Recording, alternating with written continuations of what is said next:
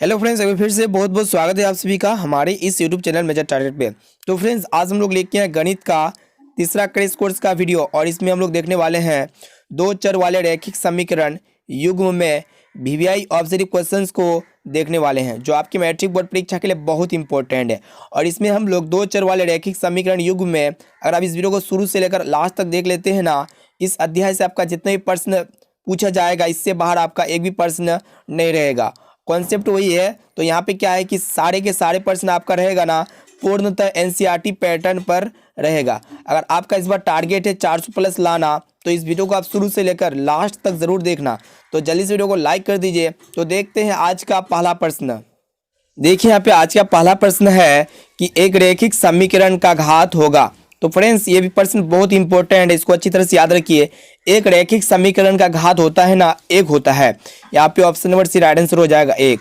अब देखिए यहाँ पे दूसरा प्रश्न कि युगपत समीकरण 2x + 3y = 5, 4x + 6y = 9, तो इसका निकाय क्या होगा, मतलब इसका हल पूछ रहा है। तो देखिए, इसको सोल्व करने के लिए आप सभी को पहले चेक करना होता है a1/a2, फिर b1/b2, उसके बाद c1/c2। तो चलिए सबसे पहले हम a1/a2 करके चेक कर लेते हैं। तो यहाँ पे a1 जो है ना 2 हो जाएगा, 2 बटे यहाँ पे 4, तो इसको काटेंगे तो यहाँ पे 1/2 प्राप्त होता है ना।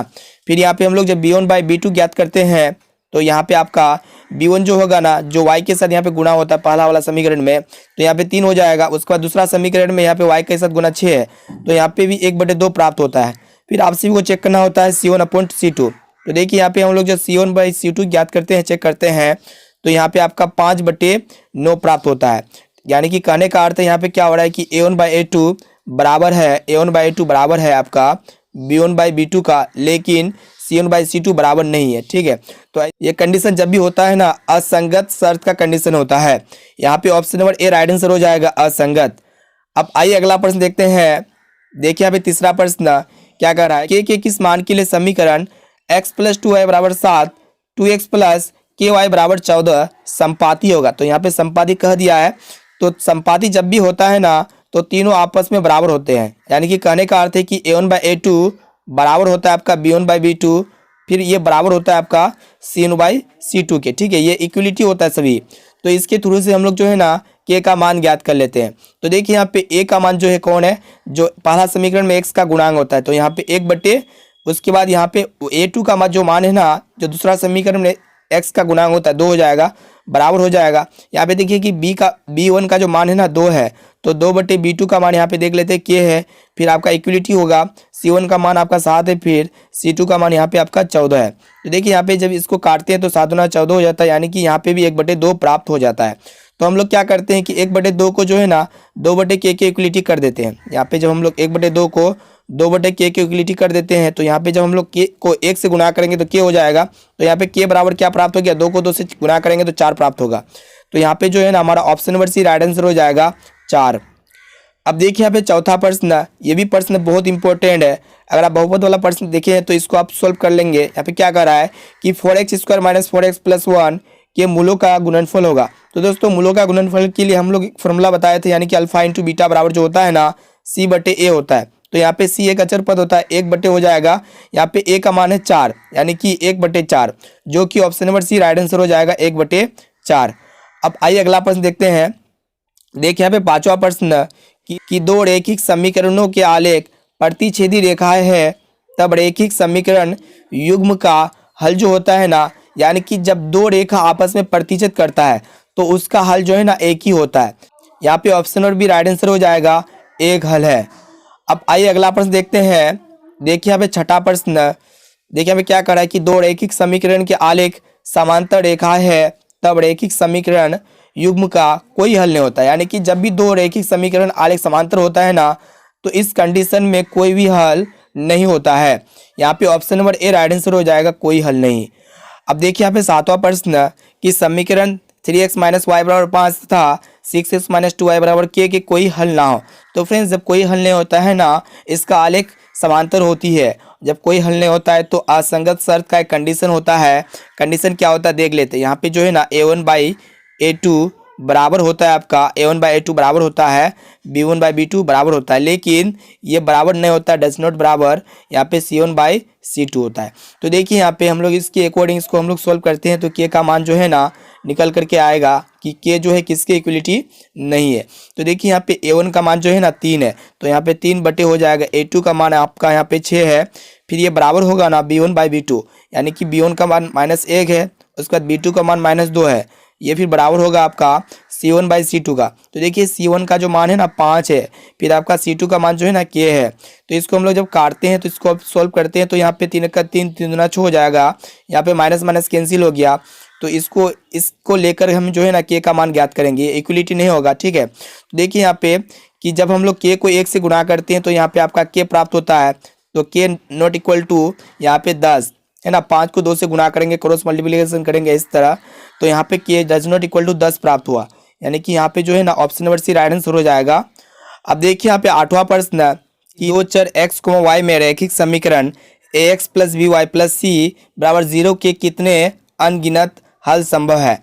तो दोस्तों जब भी ये समीकरण दिया हुआ है ना और इसके हल जो होते हैं ना अनगिनत हल होते हैं, यहाँ पे option number C right answer हो जाएगा अनगिनत।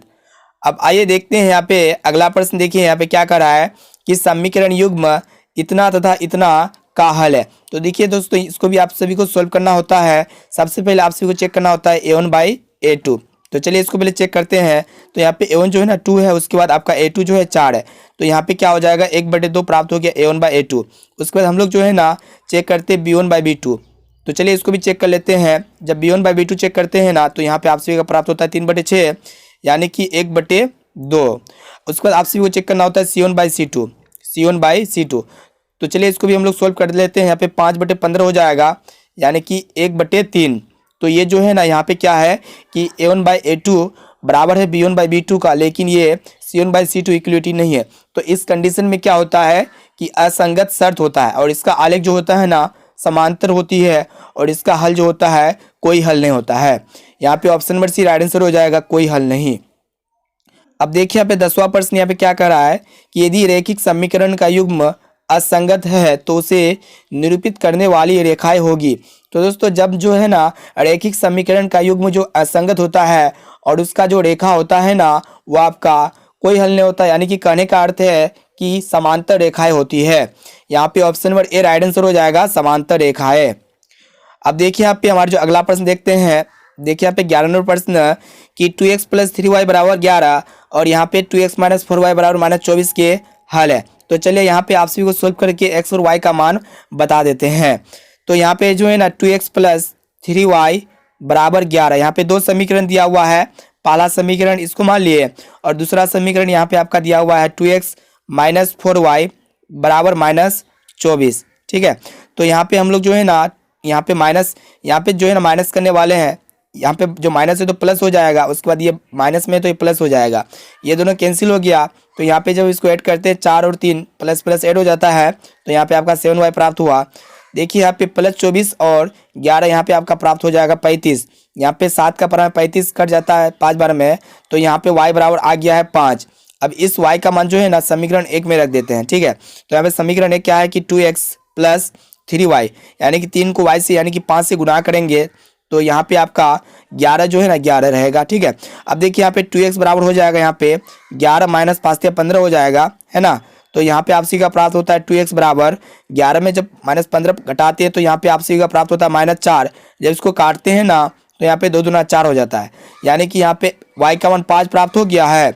उसके बाद यहाँ पे x का मान -2 प्राप्त हो गया है।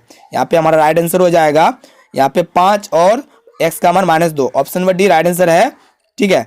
अब देखिए यहाँ पे 12 नंबर प्रश्न क्या कर रहा है कि के किस मान के लिए समीकरण निकाय इतना तथा इतना के अनगिनत हल होंगे। तो यहाँ पे दो समीकरण दिया हुआ है और यहाँ पे पूछ रहा है कि के का मान ज्ञात करने बोल रहा है और अनगिनत हल होगा। यहाँ पे कंडीशन है क्या हल होगा, अनगिनत मतलब अनेक हल होगा। तो देखिए अनेक हल तब होता है जब रेखाएं संपाती होती है और इसका आलेख जो होता है ना एक दूसरे को ढकती है, ठीक है।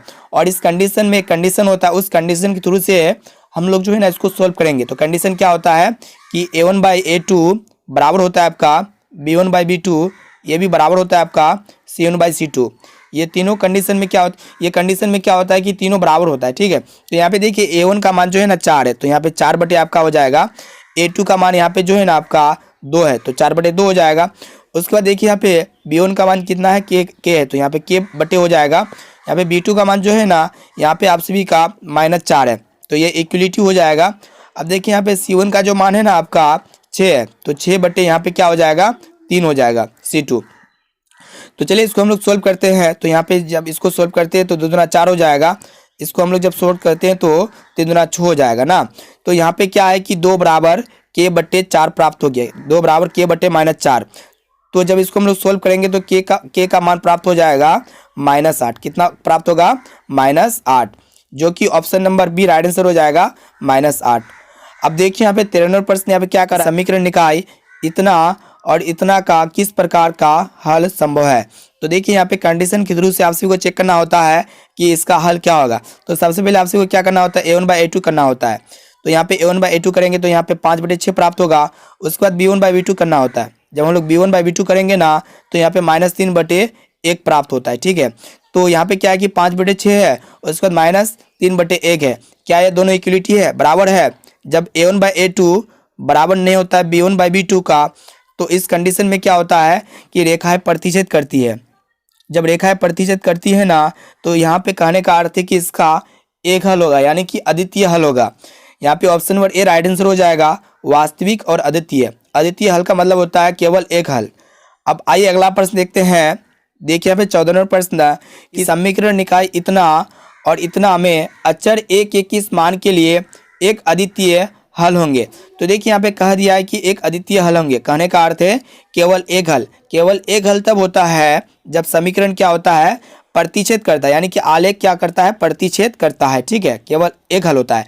तो इसके लिए कंडीशन होता है A1/A2 बराबर नहीं होता है आपका B1/B2 का, ठीक है। इस कंडीशन के अकॉर्डिंग हम लोग जो है ना यहाँ पे अचर ए का मान ज्ञात कर लेंगे, ठीक है। तो देखिए यहाँ पे A1 कौन है, 2 है, तो 2/A2 का मान जो है ना 3 है, बराबर नोट नहीं होगा, यानी कि नॉट इक्वलिटी होगा। उसके बाद B1 का मान जो है ना A है, तो A/B2 का मान यहाँ पे देखिए -5 है। तो चलिए हम लोग इसको जो है ना सॉल्व करते हैं। तो देखिए यहाँ पे हम लोग जब -5 को 2 से गुणा करते हैं, यानी कि क्रॉस मल्टीप्लिकेशन करते हैं, तो 10 प्राप्त होता है। -10 बराबर होगा, नहीं होगा बराबर। यहाँ पे A को 3 से गुणा करते हैं तो 3 होता है। देखिए यहाँ पे 3 जो है ना गुणा है A के साथ, तो यहाँ पे A बराबर हो जाएगा आपका -10/3, यानी कि A नॉट इक्वलिटी -10/3, जो कि option number B right answer हो जाएगा, A नॉट इक्वलिटी -10/3। अब देखिए यहाँ पे 15वां प्रश्न यहाँ पे क्या कर, समीकरण निकाय A1x + B1y + C1 = 0 और यहाँ पे दिया हुआ है दूसरा समीकरण A2x + B2y + C2 = 0 का अद्वितीय हल होगा। तो देखिए जब अद्वितीय हल होता है ना वो आपका A1/A2 बराबर नहीं होता है B1/B2 के। तो यहाँ पे option number C right answer हो जाएगा, A1/A2 नॉट इक्वलिटी B1/B2। अब आइए अगला प्रश्न देखते हैं। देखिए यहाँ पे 16वां प्रश्न कि समीकरण इतना में यदि x = 5 तो y का मान क्या होगा। तो देखिए यहाँ पे x का मान जो है ना 5 दिया हुआ है, तो इसको हम लोग सॉल्व करते हैं। उसके बाद y का मान प्राप्त कर लेते हैं। तो हम लोग जो है ना x की जगह क्या रखेंगे, 5 रखेंगे। तो 5 + 2y बराबर हो जाएगा आपका 9, है ना। तो यहाँ पे 2y बराबर हो जाएगा 9 - 5, है ना। तो यहाँ पे y का मान प्राप्त हो जाएगा। जब 9 में -5, यानी कि जब 9 में 5 को माइनस करते हैं तो यहाँ पे आप सभी का प्राप्त होता है 4/2। तो 2 दूना 4 हो जाएगा, यानी कि यहाँ पे option number B right answer हो जाएगा 2। अब देखिए यहाँ पे 17वां प्रश्न यहाँ पे क्या कर रहा है कि यदि रैखिक समीकरण के आलेख एक बिंदु पर काटे तो समीकरण निकाय निम्नांकित में से किस प्रकार का होगा। तो देखिए जब केवल एक ही बिंदु पर काटता है ना तो इस कंडीशन में समीकरण निकाय जो होता है अविरोधी होता है। तो यहाँ पे option number C right answer हो जाएगा, अविरोधी। अब आइए अगला प्रश्न देखते हैं। देखिए यहाँ पे 17वां प्रश्न कि जब 2 चर वाले समीकरण का आलेख संपाती होता है तब उनके हल होंगे। तो देखिए जब संपाती हल होता है ना तो उनके हल अनेक हल होते हैं, यानी कि अनगिनत। यहाँ पे option number D right answer हो जाएगा, अनगिनत। अब देखिए यहाँ पे 19वां प्रश्न यहाँ पे क्या कर रहा है, युग्म समीकरण इतना और इतना के अनंत हल होंगे। तो देखिए जब अनंत हल होते हैं ना तो इस कंडीशन में क्या होता है कि A1/A2 बराबर होता है B1/B2 का, उसके बाद C1/C2 बराबर होता है, यानी कि तीनों यहाँ पे आपस में क्या होते हैं, बराबर होते हैं। यहाँ पे option number D right answer हो जाएगा। अब आइए अगला प्रश्न देखते हैं। देखिए यहाँ पे 20वां प्रश्न कि यदि समीकरण x - 2y = 3 तथा 3x + ky = 1 का एक अद्वितीय हल हो तो यहाँ पे आपसे भी कह रहा है कि के का मान क्या होगा। तो देखिए अद्वितीय हल का अर्थ होता है एक हल, यानी कि इस कंडीशन में क्या होता है कि रेखाएं एक दूसरे पर प्रतिचित करती है इस प्रकार, ठीक है। इस कंडीशन में एक हल होता है। तो यहाँ पे आप सभी को कह रहा है कि के का मान क्या होगा। तो इसके लिए कंडीशन होता है a1/a2 बराबर नहीं होता है b1/b2। तो इसके अकॉर्डिंग इसको हम लोग जो है ना के का मान पता करने वाले हैं। तो देखिए a1 का मान जो है ना 1 है, तो 1/a2 का मान यहाँ पे 3 है ना, ये बराबर नहीं होगा। b1 का मान जो है ना -2 है, उसके बाद यहाँ पे b2 का मान जो है ना k है। तो इसको हम लोग सोल्व करते हैं। इसको क्रॉस मल्टीप्लिकेशन जब करेंगे तो k बराबर नहीं होगा आपका 3 को जब -2 से गुना करते हैं तो -6 प्राप्त होता है, यानी कि यहाँ पे जो है ना k बराबर -6 आ गया आंसर। ऑप्शन नंबर यहाँ पे बी राइट आंसर हो जाएगा, k बराबर नहीं है -6 का। अब देखिए यहाँ पे 21 नंबर प्रश्न यहाँ पे क्या कर रहा है कि किस मान के लिए रेखीय समीकरण युग्म इतना तथा इतना का एकमात्र हल, यहाँ पे x का मान 1 दिया हुआ है और y का मान जो है ना -1 दिया हुआ है। उसके बाद आप सभी को कहना होगा कि बताना होगा कि k का मान क्या होगा। तो देखिए यहाँ पे दो समीकरण है, एक समीकरण क्या है 2x - y -3 बराबर 0, और दूसरा समीकरण ये आपका है कि 2kx + 7y - 5 बराबर 0। तो समीकरण 2 में यहाँ पे k का है ना, कि यहाँ पे समीकरण 2 में दिया हुआ है। तो इसके अकॉर्डिंग समीकरण 2 के अकॉर्डिंग जो है ना हम लोग के का मान ज्ञात कर सकते हैं आसानी से। तो यहाँ पे एक काम करते हैं, इसको पहले उतार लेते हैं। 2kx + 7y - 5 बराबर 0 है, ठीक है। यहाँ पे हम लोग क्या है कि x का मान 1 लिखेंगे, उसके बाद y का मान जो है ना -1 डालेंगे, तो यहाँ पे क्या होगा कि k का मान निकल के आएगा। तो यहाँ पे 2k x का मान क्या है 1 है, तो गुना 1 हो जाएगा प्लस 7 गुना y का मान यहाँ पे जो है ना -1 है, फिर -5 बराबर क्या हो जाएगा 0 हो जाएगा, ठीक है। जब 2k को 1 से गुना करेंगे तो यहाँ पे आपका प्राप्त होगा 2k है ना, प्लस माइनस माइनस होता है, तो यहाँ पे प्लस माइनस क्या हो जाएगा माइनस हो जाएगा, यानी कि -7 - 5 बराबर हो जाएगा आपका 0। तो यहाँ पे क्या होगा कि 2k को रहने दीजिए यहीं पे ना, तो यहाँ पे -7 और -5 कितना हो जाएगा -12 हो जाएगा, ठीक है, बराबर 0। तो ये -12 है ना, जब 0 की तरफ जाएगा तो क्या हो जाएगा 2k बराबर हो जाएगा आपका 12, यानी कि यहाँ पे 2 का पढ़ा में 6 बार में कट जाता है 12, तो यहाँ पे k का मान कितना प्राप्त हो गया 6 प्राप्त हो गया, जो कि यहाँ पे option number C right answer हो जाएगा 6। अब देखिए यहाँ पे अगला प्रश्न यहाँ पे क्या कर रहा है कि निम्न में से कौन x - 2y बराबर 0 तथा 3x + 4y बराबर 10 का हल है। तो देखिए बहुत ही सिंपल प्रश्न है, इसको भी हम लोग जो है ना सॉल्व करते हैं। उसके बाद आपसे बताते हैं कि x का मान कितना होगा और y का मान कितना होगा। तो देखिए इसको हम लोग थोड़ा ऊपर लेके चलते हैं। देखिए यहाँ पे कि यहाँ पे पहला समीकरण क्या है कि x - 2y बराबर 0, इसको हम लोग समीकरण 1 के रूप में मानते हैं, ठीक है। अब यहाँ पे दूसरा समीकरण क्या है कि 3x + 4y बराबर यहाँ पे 10 है, ये आपका दूसरा समीकरण के रूप में इसको हम लोग मान लेते हैं ना।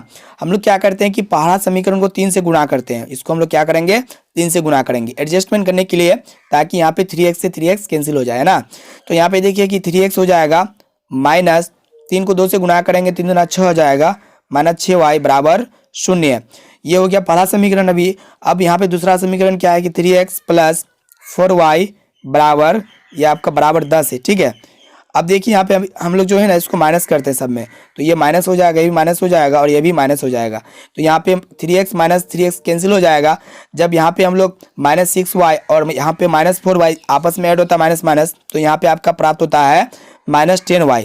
यहाँ पे जब -10 में 0 को माइनस करते तो यहाँ पे आपका क्या प्राप्त होता है -10 प्राप्त होता है। तो यहाँ पे माइनस से माइनस कैंसिल हो गया और 10 से 10 कैंसिल हो गया। कहने का अर्थ है यहाँ पे y का मान कितना प्राप्त हो गया 1 प्राप्त हो गया। कितना प्राप्त हो गया 1। उसके बाद हम लोग क्या करेंगे कि इस y का मान जो है ना समीकरण 1 या फिर 2 में रख देंगे। चलिए यहाँ पे हम लोग समीकरण 2 में y का मान रख देते हैं। तो यहाँ पे आपका हो जाएगा 3x + 4 गुना y का मान यहाँ पे कितना आया हुआ है 1 आया हुआ है, तो 1 बराबर हो जाएगा 10, ठीक है। तो यहाँ पे देखिए यहाँ पे 3x बराबर हो जाएगा आपका 10, यहाँ पे प्लस y यहाँ पे +4 है, 4 को 1 से गुणा करेंगे 4 होगा ना, +4 इधर आके -4 हो जाएगा, ठीक है। तो यहाँ पे आपका हो जाता है 3x बराबर 10 में 4 माइनस करते हैं तो यहाँ पे आपका 6 प्राप्त होता है। तो यहाँ पे 3 दूना 6 हो जाएगा, यानी कि यहाँ पे x का मान 2 प्राप्त हो गया है, x का मान 2 और y का मान जो है ना 1 प्राप्त हो गया है, यानी कि 2,1, जो कि option number A right answer हो जाएगा। x बराबर 2 और y बराबर 1। अब देखिए यहाँ पे 23 नंबर प्रश्न यहाँ पे क्या कर रहा है कि यदि 2k - 1, k समीकरण इतना का एक हल हो तो k का मान क्या होगा। कहने का अर्थ है कि ये जो है ना समीकरण इतना का एक हल है। तो यहाँ पे क्या कर रहा है कि के का मान क्या होगा, तो ये जो होता है ना पहला वाला x होता है और दूसरा वाला y होता है, यानी कि x को y का मान दिया हुआ है 2k-1, उसके बाद y का मान दिया हुआ है k। ठीक है, तो इसको हम लोग सोल्व करते हैं और इसको सोल्व करके आप सभी को जो है ना k का मान बता देते हैं। तो चलिए यहाँ पे देखिए कि 10 को गुना करेंगे कि x का मान जो है ना कितना है 2k-1 है, तो यहाँ पे हम लोग लिखेंगे 2k-1। ठीक है, उसके बाद यहाँ पे क्या माइनस है -9y, y की जगह हम लोग k लिखेंगे, बराबर हो जाएगा आपका 12। इसको सोल्व करते हैं।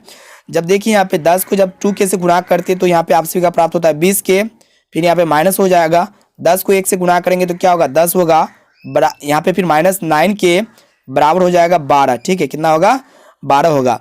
अब देखिए यहाँ पे 20k है, उसके बाद यहाँ पे -9k है। जब 20k में -9k घटा देते हैं तो यहाँ पे जो है ना आप सभी का कितना प्राप्त होता है 11k प्राप्त होता है। तो यहाँ पे 11k बराबर हो जाएगा, यहाँ पे 11k बराबर हो जाएगा 12, यहाँ पे -10 है ना, इधर आने के बाद क्या हो जाएगा +10 हो जाएगा।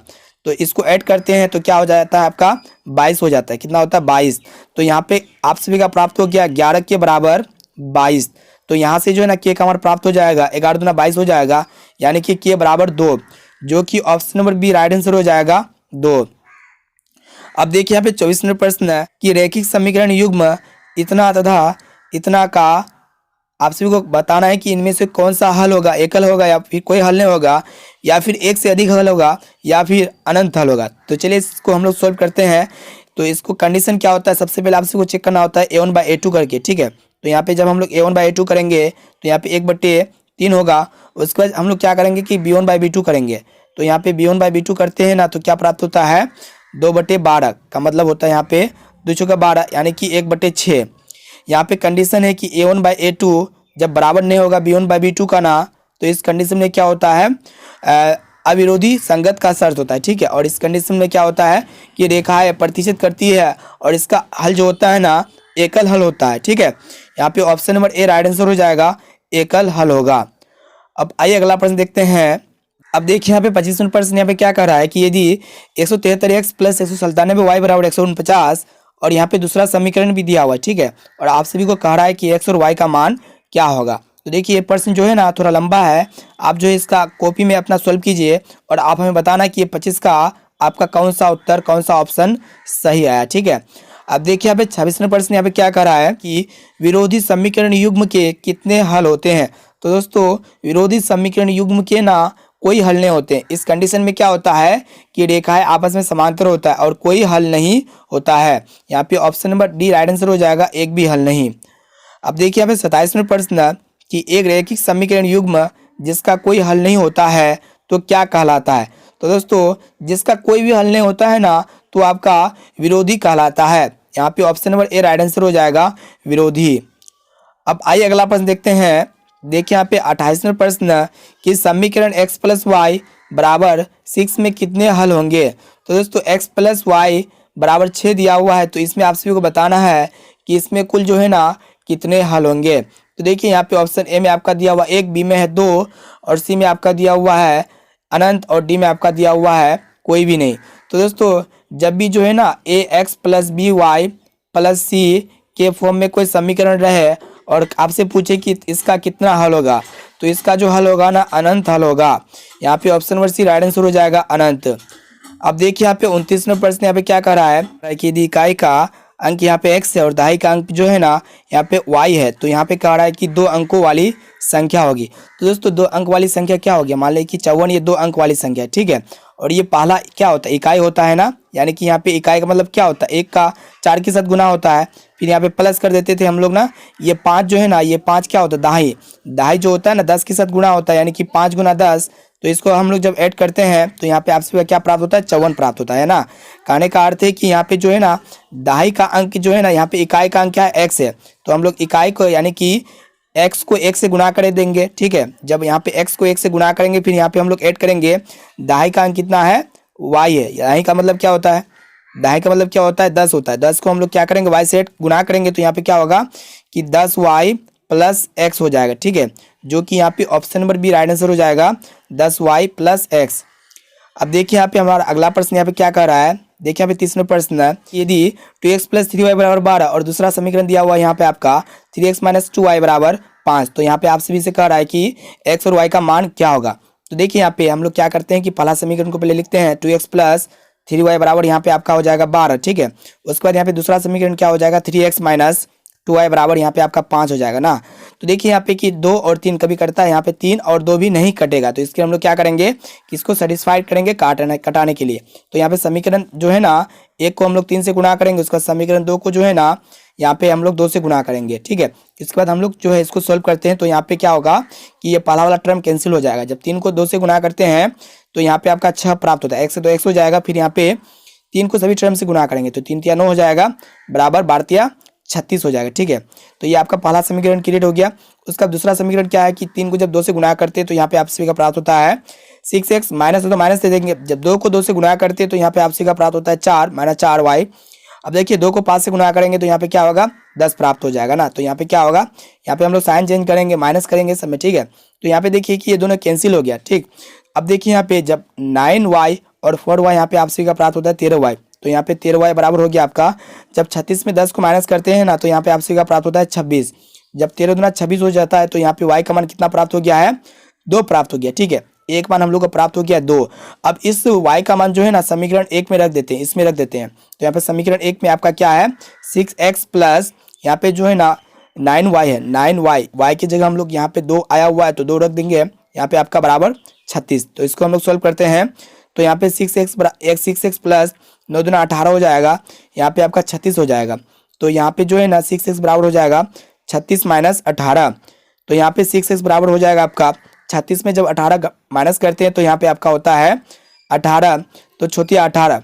तो यहाँ पे x का मान जो है ना 3 प्राप्त हुआ है और y का मान जो है ना 2 प्राप्त हुआ है, यानी कि x का मान 3 और y का मान जो है ना 2 प्राप्त हुआ है, यानी कि option number C right answer हो जाएगा x बराबर 3 और y बराबर 2। अब देखिए यहाँ पे 31वां प्रश्न कि समीकरण युग्म में यहाँ पे दिया हुआ है पहला समीकरण और दूसरा समीकरण ये दिया हुआ है, कह रहा है कि ये इसका हल जो होगा ना कौन सा हल होगा, ठीक है। तो इसके लिए हम लोग क्या करते हैं कंडीशन को लेके आते हैं, उसके बाद हम लोग जो है ना बताते हैं कि इसका हल ये है, ठीक है। अब देखिए यहाँ पे हम लोग जो है ना पहले सबसे पहले चेक करते हैं a1/a2 करके। तो यहाँ पे a1 का जो मान है ना 1 है, उसके बाद a2 का जो मान है ना -3 है। तो यहाँ पे a1/a2 का मान प्राप्त हो गया 1/-3। उसके बाद हम लोग क्या करते हैं b1/b2 भी चेक कर लेते हैं। तो यहाँ पे जब हम लोग b1/b2 चेक करते हैं तो यहाँ पे आपका है b1 का मान है 2, उसके बाद b2 का मान जो है ना -6। तो इसको हम लोग जब काटते हैं तो यहाँ पे 1/-3 इसका प्राप्त होता है, ठीक है। उसके बाद देखिए यहाँ पे जो है ना c1/c2 भी हम लोग चेक कर लेते हैं। जब इसको हम लोग चेक करेंगे तो यानी कि 5/1 प्राप्त होगा। तो यहाँ पे देखिए कि पहला तो क्या है a1/a2 है, दूसरा क्या है b1/b2 है। कहने का अर्थ है कि a1/a2 का मान जो है ना 1/-3 प्राप्त हुआ है, उसका b1/b2 का मान जो है ना 1/-3 प्राप्त हुआ है। लेकिन यहाँ पे c1/c2 का मान जो है ना कुछ डिफरेंट है, अलग है 5/1। कहने का अर्थ है जब a1/a2 बराबर होता है b1/b2 का और ये जो है ना c1/c2 बराबर इक्वलिटी नहीं होता है, तो यहाँ पे क्या होता है कि ये जब कंडीशन क्रिएट करता है ना तो दोनों आलेख समांतर होता है और इसका हल जो होता है ना कोई हल नहीं होता है। यहाँ पे हमारा option number C right answer हो जाएगा, कोई हल नहीं। अब आइए अगला प्रश्न देखते हैं। देखिए यहाँ पे 32वां प्रश्न यहाँ पे क्या कर रहा है, यदि समीकरण kx माइनस 5y बराबर 2 तथा यहाँ पे दूसरा समीकरण भी दिया हुआ है, ठीक है, और आपसे कह रहा है कि इसका कोई हल ना हो। तो देखिए जब कोई हल नहीं होता है ना एक कंडीशन क्रिएट होता है a1/a2 बराबर होगा आपका b1/b2 का, और ये जो लास्ट वाला बराबर नहीं होता है इक्वलिटी नहीं होता है, यानी कि c1/c2 बराबर नहीं होता है, ठीक है। तो इसके अकॉर्डिंग इसको हम लोग सोल्व करेंगे तो k का मान प्राप्त हो जाएगा, ठीक है। तो यहाँ पे a1 का मान जो है ना k है, तो यहाँ पे k लिखेंगे, k/a2 का मान यहाँ पे आपका 6 है, तो यानी कि k/6 बराबर हो जाएगा b1 का मान जो है ना -5 है, -5/b2 का मान यहाँ पे आपका दिया हुआ है 2। तो इसके अकॉर्डिंग इसको हम लोग सोल्व करते हैं, उसके आगे बढ़ते हैं, ठीक है। तो देखिए हम लोग यहाँ पे क्या करेंगे क्रॉस मल्टीप्लिकेशन करेंगे, 2 को जब k से गुणा करते हैं तो 2k प्राप्त होता है, 6 5 30 हो जाएगा। जब इसको हम लोग काटते हैं तो 15 दूना 30 हो जाता है, यानी कि यहाँ पे k का मान कितना प्राप्त हो गया -15, जो कि option number D right answer हो जाएगा -15। अब देखिए यहाँ पे 33वां प्रश्न यहाँ पे क्या कर रहा है कि दो चर में दो एक घातीय समीकरण के ग्राफ यदि प्रतिच्छेदी रेखा है हो तो हलों की संख्या होगा। तो देखिए जब प्रतिच्छेदी रेखा है, दो रेखा जब आपस में प्रतिच्छेद करता है ना तो इस कंडीशन में सिर्फ एक हल होता है, यानी कि यहाँ पे option number A right answer हो जाएगा, सिर्फ एक। अब आइए अगला प्रश्न देखते हैं। देखिए यहाँ पे 34वां प्रश्न यहाँ पे क्या कर रहा है कि रैखिक समीकरण युग्म यहाँ पे भी दो समीकरण दिया हुआ है, ठीक है। उसके बाद आपसे भी से कह रहा है कि इसमें कौन सा कंडीशन पहले देखेंगे हम लोग, कंडीशन को देखते हुए हम लोग सोल्व करेंगे कि यह अविरोधी या फिर विरोधी है या फिर आश्रित है। तो देखते हैं पहले सबसे पहले कंडीशन क्या है यहाँ पे। a1/a2 पहले हम लोग चेक करते हैं। तो यहाँ पे a1 का मान है आपका 1, उसके बाद a2 का मान जो है ना 2 है। उसके बाद हम लोग क्या करेंगे कि b1/b2 करेंगे चेक। तो यहाँ पे b1 का मान जो है ना 3 दिया हुआ है, उसके बाद b2 का मान जो है ना -5 दिया हुआ है। तो ये कंडीशन जब क्रिएट होता है, कहने का अर्थ है कि a1/a2 यहाँ पे बराबर नहीं है ना b1/b2। जब ये कंडीशन होता है क्रिएट, तो इस कंडीशन में क्या होता है कि अविरोधी संगत क्रिएट होता है, यानी कि अविरोधी। यहाँ पे option number A right answer हो जाएगा, अविरोधी। अब देखिए यहाँ पे 35 नंबर प्रश्न यहाँ पे क्या कर रहा है कि यदि दो चर में दो रैखिक समीकरण के हल अनंत हो तो उनके आलेख होंगे। तो देखिए जब दो चर में दो रैखिक समीकरण के जब हल अनंत होता है ना, तो इस कंडीशन में क्या होता है, आपस में संपाती होता है, ठीक है। आपस में क्या होता है, संपाती होता है। दो रेखा आपस में क्या करता है, संपाती करता है, ठीक है। तो यहाँ पे option number C right answer हो जाएगा, दो संपाती रेखाएं। अब देखिए यहाँ पे 36 नंबर प्रश्न यहाँ पे क्या कर रहा है कि के किस मान के लिए समीकरण निकाय। यहाँ पे दो समीकरण दिया हुआ है, ठीक है। और यहाँ पे जो है ना दूसरा समीकरण 5x + ky = 15 के अनंत हल हो। देखिए यहाँ पे जब अनंत हल होता है ना, तो एक कंडीशन क्रिएट होता है। कंडीशन क्या होता है कि a1/a2 बराबर होता है b1/b2 बराबर होता है, a1/a2 बराबर होता है आपका b1/b2 बराबर होता है। फिर ये आपका जो होता है ना तीसरा के बराबर होता है, यानी कि c1/c2 के इक्वलिटी होता है। तो इसके अकॉर्डिंग हम लोग जो इसको सोल्व करेंगे तो k का मान जो है ना निकल करके आएगा। देखिए यहाँ पे a1 का जो मान है ना 1 है, तो 1/a2 का मान जो है ना यहाँ पे आपका 5 है। फिर ये इक्वलिटी होगा, बराबर होगा, b1 का मान जो है ना आपका यहाँ पे 2 है। उसके बाद b2 का मान जो है ना यहाँ पे आपका k है। तो इसके अकॉर्डिंग इसको हम लोग सोल्व करते हैं। जब k को 1 से गुणा करते हैं तो k हो जाता है। उसके बाद 5 को जब 2 से गुणा करते हैं तो 10 हो जाता है, यानी कि यहाँ पे k का मान कितना प्राप्त हो गया, 10 प्राप्त हो गया, यानी कि option number B right answer हो जाएगा 10। तो फ्रेंड्स आज के लिए इतना रहने दीजिए, 36 मिनट प्रश्न तक ही रहने दीजिए। फिर देखते हैं आगे की वीडियो में क्रैश कोर्स 3 तक हम लोग देख लिए गणित के, ठीक है। इसी तरह के सारे चैप्टर के क्रैश कोर्स के थ्रू से हम लोग जो है ना गणित के सारे ऑब्जेक्टिव महत्वपूर्ण प्रश्न को बताने वाले हैं डिटेल्स के साथ। तो इस वीडियो को अपने दोस्तों में एक बार जरूर शेयर करना। अभी तो वीडियो को लाइक नहीं की तो प्लीज़ वीडियो को लाइक जरूर कर दीजिए। उससे पहले हमारे चैनल पर नया है ना तो चैनल को सब्सक्राइब करके ऑल पर प्रेस जरूर कर देना, ताकि जब भी हम वीडियो अपलोड करें तो आपके मोबाइल में जो है ना सबसे पहले नोटिफिकेशन पहुंच जाए। तो दोस्तों आज के लिए इतना, फिर मिलते हैं जल्द ही अगले वीडियो पे।